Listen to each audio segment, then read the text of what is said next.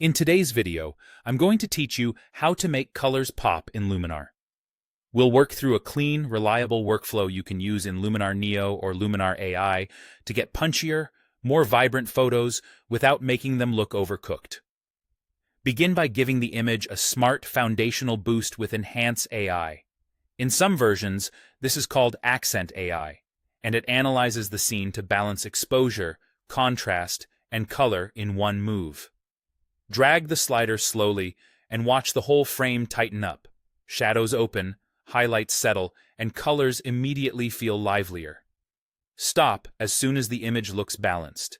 If skin tones or bright areas start to look unnatural, back it off a touch. Next, build overall color intensity with vibrance and saturation.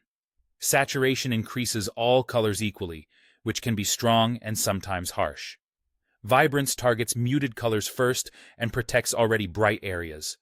For a natural pop, nudge vibrance up first to enrich the quieter tones, then add a small amount of saturation for extra punch. Zoom to 100% to make sure midtones stay clean and color noise doesn't creep in. For more refined control, open the color harmony tools. Use brilliance to enrich overall color depth, then adjust warmth to set the mood. Cooler for crisp blues, warmer for golden scenes. Finish with color contrast to increase separation between specific hues so they stand out from one another. Subtle moves here make a big difference in richness without pushing the image too far. When you want precision, turn to the HSL panel. Hue lets you shift a color toward a neighboring shade. Saturation controls the intensity of that specific color, and luminance makes that color lighter or darker. This is great for landscapes. Deepen blues for richer skies, boost green saturation slightly for livelier foliage, or brighten greens with luminance for airy depth. As an example, lifting luminance in reds and blues while gently adjusting their saturation can create warmer tones and more compelling skies without affecting the rest of the image. For targeted enhancements, use color masking.